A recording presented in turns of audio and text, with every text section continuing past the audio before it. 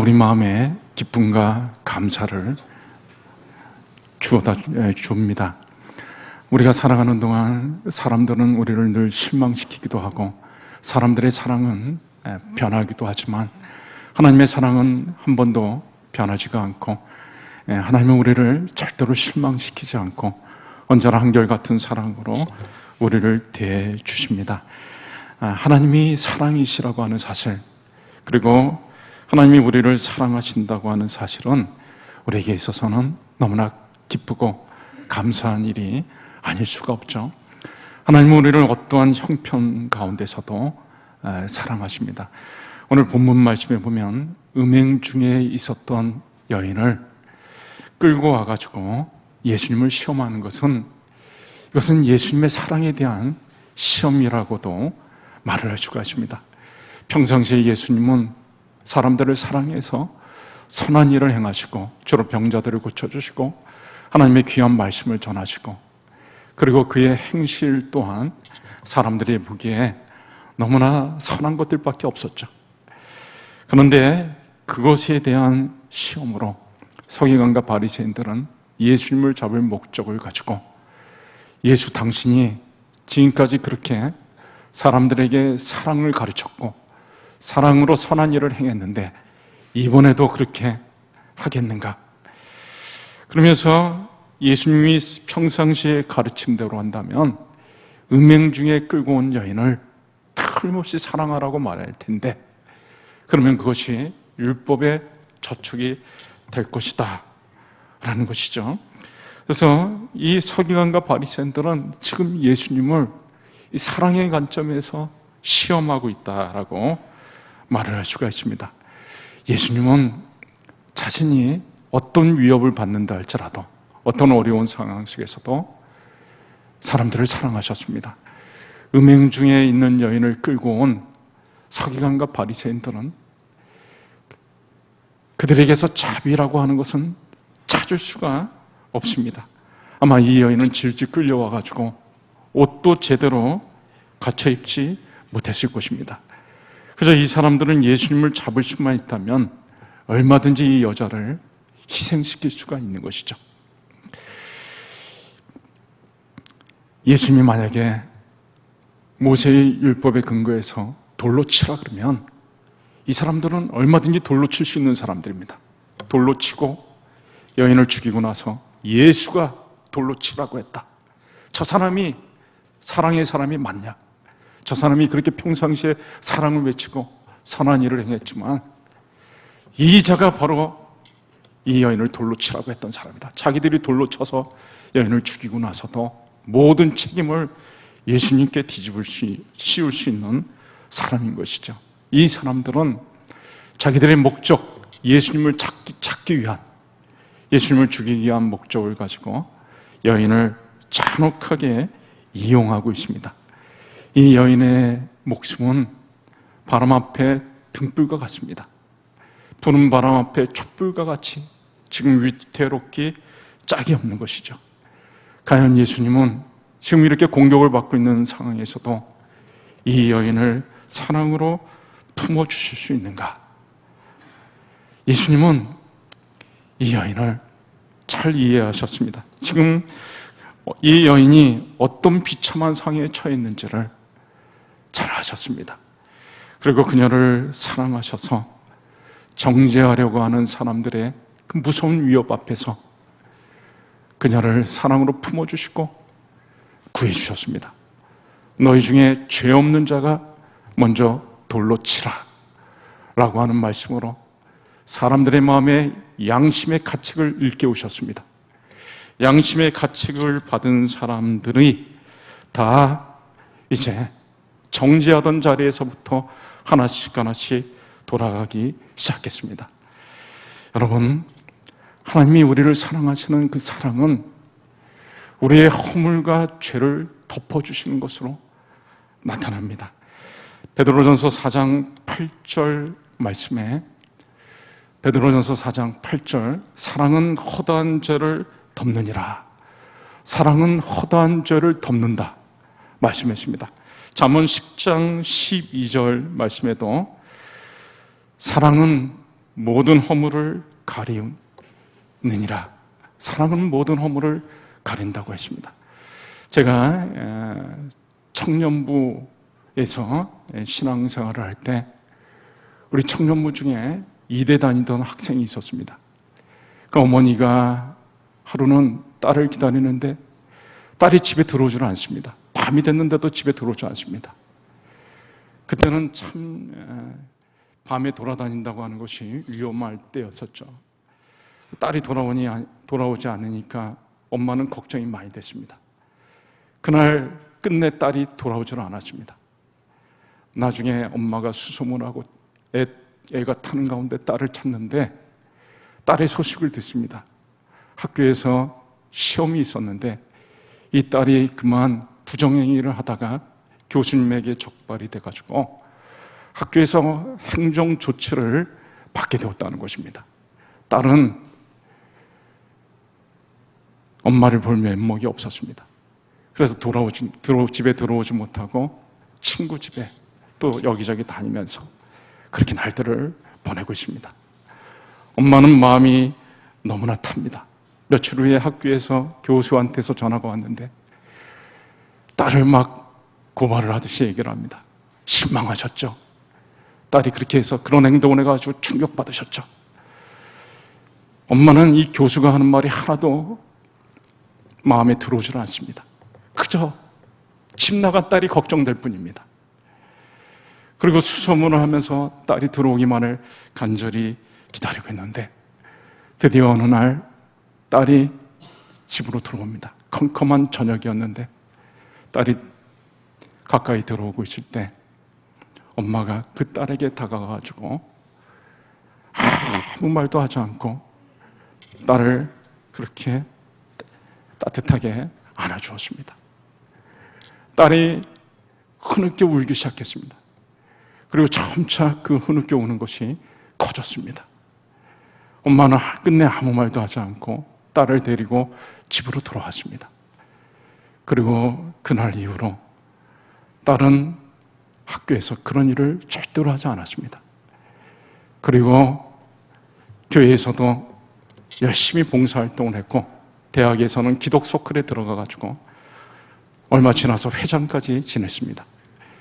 그러고 나서 졸업하고서는 또 기독교 출판사에 가서 취직도 하고 그렇게 생활을 하다가 사역자를 만나가지고 사모가 되었습니다.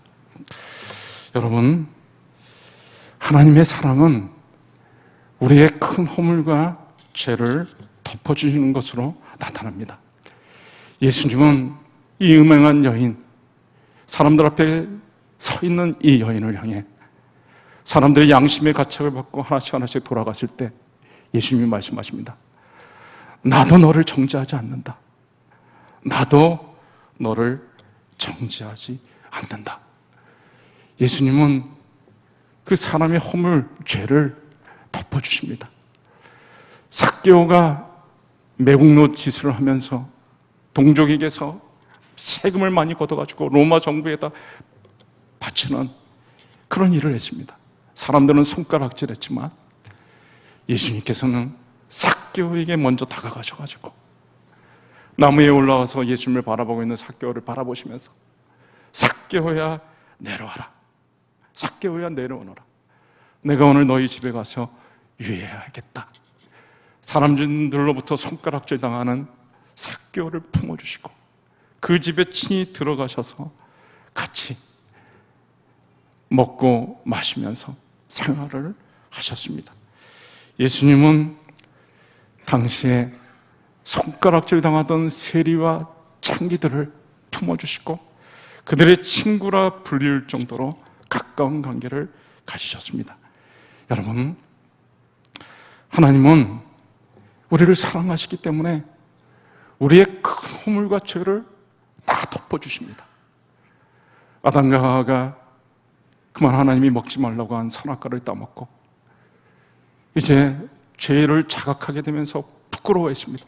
그들이 벌거벗은 것을 부끄러워하면서 무화과 나무 잎사귀를 가지고 자기들의 거기를 가렸습니다. 그런데 하나님께서 아담과 하와를 좋은 옷으로 입혀주셨습니다. 무화과 나무 잎사귀는 며칠 지나서 시들어버리고 가리울 수가 없습니다. 하나님께서는 가죽옷을 만들어가지고 아담과 하와에게 입혀주셨습니다. 그들의 부끄러운 것들을 가릴 수 있게 하여 주신 것이죠. 하나님께서는 우리의 큰 허물과 죄, 에베소서 2장 1절 말씀에는 우리의 그는 허물과 죄로 죽었던 너희를 살리셨도다. 우리는 허물과 죄로 죽었던, 큰 허물과 죄 가운데 있었던 우리를, 그 모든 죄와 허물을 덮어주시려고, 부끄러움과 수치 가운데 있었던 우리를 덮어주시려고 하나밖에 없는 아들 예수님을 이 땅에 보내셨습니다. 그리고 우리의 그 부끄러운 허물과 수치를, 죄를 영원히 없애주시려고 예수님이 십자가에서 보혈을 흘려가지고 그 보혈로 우리의 허물을 덮어버리시고, 우리의 죄를 덮어버리시고, 우리의 수치를 덮어버려가지고 우리의 부끄러움과 수치가 영원히 사라지게 그렇게 하셨습니다. 여러분, 이 놀라우신 하나님의 사랑이 지금 우리와 함께하고 있습니다. 우리에게 강같이 흐르고 있습니다. 찬송가 436절 6장에 나 이제 주님의 새 생명 얻은 몸, 옛것은 지나고 새 사람이로다. 그 생명 내 맘에 강같이 흐르고 그 사랑 내게서 해같이 빛난다. 영생을 누리며 주 안에 살리라. 오늘도 내일도 주와 함께 살리라. 우리를 사랑하셔서 우리의 허물과 죄를 다 덮어주시는 이 하나님의 크신 사랑이 오늘도 우리와 함께하고 있기 때문에 우리는 그 사랑으로 인해서 날마다 감격하고 변화가 일어납니다. 삭개오가 예수님을 만나고 예수님으로 인해 변화됩니다. 놀라운 결단을 합니다. 주여, 내가 지금까지 모은 나의 재산의 절반을 뚝 잘라서 이제 가난한 사람을 위해 내놓겠습니다. 그리고 다른 사람의 눈물을 흘리며 빼앗았던 그 불의했던 세금 걷었던 것들, 그런 것들이 있으면 제가 5배나 갚겠습니다. 동네의 죄인이었었던 여자는 예수님이 그녀를 품어주셨기 때문에 그 사랑에 감격해가지고 초청하지도 않은 집에 불청객으로 참여해가지고 예수님의 뒤에 가가지고 눈물을 쏟아내기 시작합니다. 그러고는 끝내 자기 머리털을 풀어가지고 예수님의 발을 닦습니다. 그리고 자기 향유 옥합을 깨트려가지고 예수님의 발에다 붓고 그 발에다가 입을 맞춥니다. 예수님의 사랑이 그 허물과 죄, 동네의 죄인이었던 여자, 행실이 좋지 못했던 여자를 품어주셨던, 그 허물과 죄를 품어주셨던 예수님의 사랑이 이 여인을 감동시켜가지고 이 여인이 변화가 일어나는 것입니다. 예수님이 십자가에 못 박혀 죽으실 때 끝까지 예수님을 따라다닌 여인이 있었습니다. 예수님의 부활하셨을 때 부활을 제일 먼저 목격한 여인이기도 했습니다. 바로 막달라 마리아였죠. 막달라 마리아는 과거에 7 귀신이 들려가지고 7 귀신이 들렸으니까 그 삶이 아닌 것이죠. 폐인과 같은 삶을 살고 있었을 때 그녀가 예수님을 만납니다. 예수님의 사랑을 입습니다. 그리고 그녀가 변화되어져서 갈릴리 막달라라고 하는 곳에서부터 계속해서 예수님을 따라다니면서 예수님을 수종드는 사람으로 바뀌었습니다. 예수님이 십자가에 못 박히는 그 순간까지 예수님을 보고 있다가 죽고 나서 묻히는 무덤까지 보고 있다가 이제 그 향품을 준비해가지고 예수님의 무덤으로 제일 먼저 나아갔다가 부활하신 예수님을 목격하게 된 것이죠. 저는 제가 신앙생활을 하면서 하나님의 크신 은혜를 너무나 많이 받았습니다. 하나님이 저에게 많은 은혜를 베풀어 주셨는데 제가 잘못했을 때는 막 치셔가지고 저를 정죄하시고 치셔서 깨닫기도 하십니다. 그런데 제가 가장 크게 감동을 받고 가장 크게 은혜를 받고 가장 크게 변화를 받은 것은 하나님께서 나의 그 부끄러운 죄, 나의 부끄러운 허물을 다 용서하시고 덮어주시고 품어주시고, 그걸 생각하면 너무 죄송하고 감사하고 내가 그 사랑으로 인해서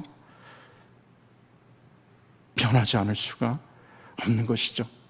여러분, 우리의 허물과 죄를 덮어주시는 하나님의 사랑이 오늘도 저와 여러분의 삶 속에 함께 하시기 때문에 우리가 이 땅에 살아가는 동안 아무것도 문제가 되지 않습니다.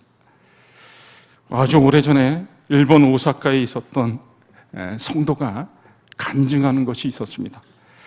이분이 정신착란을 일으켜가지고 순간적으로 정신착란이 일어나가지고 그러니까 가장 사랑하는 아들을 목졸라 죽여버렸습니다. 정신 문득 차리고 보니까 자기 사랑하는 아들이 목 졸린 채 자기 밑에 시체로 늘어져 있는 것입니다. 하늘이 무너지고 땅이 꺼질 것 같은 충격을 받았습니다. 경찰에 가서 자수를 했는데 12년형을 언도받았는데 정신병원에서 정신감정 그런 것들을 통해 가지고 그것이 반영이 되어서 8년형을 받았습니다. 8년 동안 감옥에서 지낸 동안 그런 너무나 괴로웠습니다. 살인자, 자식 죽인 놈, 그런 생각에 가득 잡혀 있는 동안 너무나 괴로웠습니다. 아내와 자식들이 면회를 왔을 때 그 면회를 다 거절했습니다. 자식 죽인 놈이 어떻게 마누라 얼굴을 볼 수가 있고, 자식 죽인 놈이 어떻게 다른 자식들의 얼굴을 볼 수가 있는가. 그러면서 그렇게 고통 가운데서 8년 동안 감옥 생활을 끝내고 집으로 돌아왔습니다. 집으로 돌아오는데 막내 아들이 나오면서 아버지 어서 오세요. 그 말을 듣는 순간 눈물이 비처럼 쏟아지면서 아무 말도 할 수 없었습니다. 그리고 몸둘 곳을 발견할 수가 없었습니다. 부인을 쳐다볼 수도 없고 자식에게 아버지 소리를 들을 수도 없었습니다. 자신이 너무나 미웠습니다. 자식을 죽인 기억, 그 상처가 계속해서 그를 괴롭혔습니다. 아내를 쳐다봐도 자식을 쳐다봐도 계속해서 그 죽은 자식이 기억이 납니다. 동네 사람들이 몰려와가지고 살인마, 자식 죽인 놈, 이 동네에서 나가라. 그래서 가산을 정리해가지고 사람들이 알지 못하는 곳, 자기를 알아보지 못할 만한 도시로 가가지고 거기서 생활을 했습니다. 직장을 구해서 일을 하는데도 누가 자기 이름만 불러도 덜컹덜컹 간이 떨어지는 것처럼 겁이 났습니다. 누군가 찾아와가지고 이놈이 살인마다 자식 죽인 놈이다 하면서 손가락질할 것 같은 그런 불안이 있었습니다. 그는 태양을 피해서 살아야 됐습니다. 사람을 피해서 살아야 됐습니다. 친구도 없었습니다. 집에 들어와도 상처받은 그 기억이 자기를 괴롭히고 죽은 아들이 고함을 치르는 것 같고 자기 부인을 쳐다볼 수가 없고 자식들도 피할 수밖에 없었습니다. 자기 자신도 자신이 너무나 미워서 어쩔 줄을 몰랐습니다. 그래서 그는 술을 마셨습니다. 술을 마시는 동안에는 잊으려고, 술이 깨고 나면 또다시 그 기억이 선명하게 일어나는 것입니다. 그 고통스러운 기억을 잊으려고 빠찡고에 가가지고 하루 종일 빠찡고를 하는데도 또 생각이 납니다. 죽을 것만 같았습니다. 그러다가 어느 날 길을 가다가 부흥회 광고를 보고 교회에 들어갔습니다. 그때 그 교회에서 놀라운 소식을 듣게 됩니다. 하나님께서 이 세상의 모든 사람들의 죄를 다 용서해 주시려고 가장 사랑하는 하나밖에 없는 아들 독생자 예수님을 이 땅에 보내주셨기 때문에, 그리고 그 예수가 이 세상의 모든 사람들의 죄와 허물을 다 뒤집어쓰고 십자가에 달려 죽으셨기 때문에 누구든지 이 예수님을 믿기만 하면 모든 죄와 허물로부터 사함을 받고 용서를 받고 하나님의 자녀가 된다라고 하는 놀라운 소식을 듣게 됩니다. 어떤 죄인이라 할지라도 남녀노소 빈부귀천을 막론하고 누구든지 예수님께 나오기만 하면, 하나님께 나오면 죄사함을 받는다라는 놀라운 복음의 소식을 들었습니다. 그는 희망을 얻었습니다.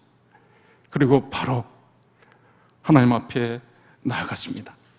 하나님, 자식 죽인 놈 살인자를 용서하여 주십시오. 자식 죽인 놈 살인자를 받아 주시옵소서. 한없이 울었습니다.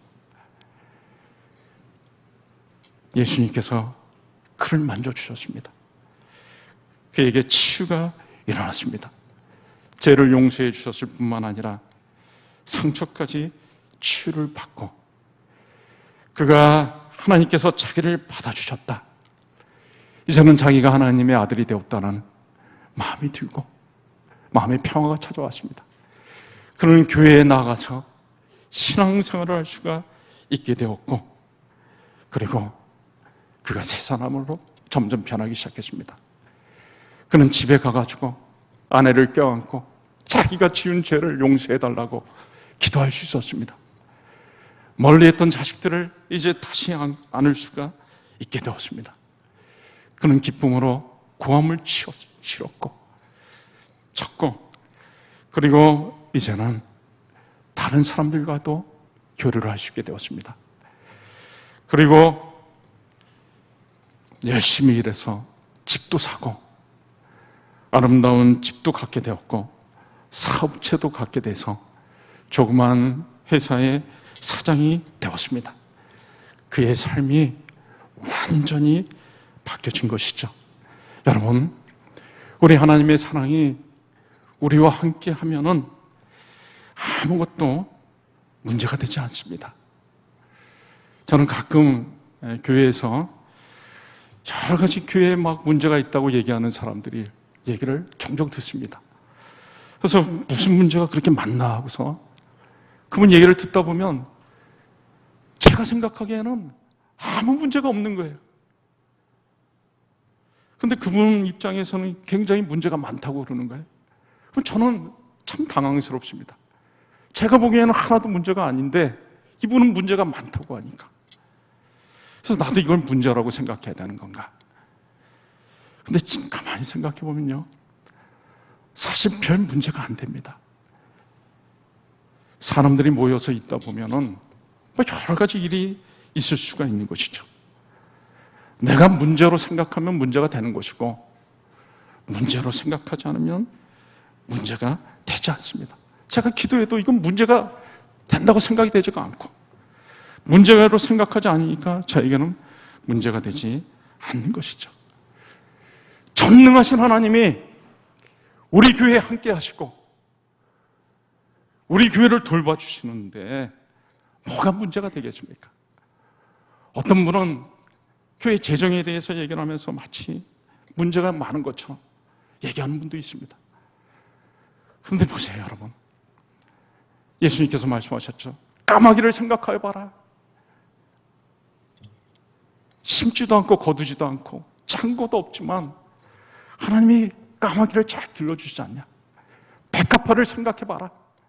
실도 짜지 않고 바느질도 하지 않고 아무것도 하지 않지만 솔로몬이 입은 그 화려한 옷보다도 더 멋있게 백합화가 있지 않냐?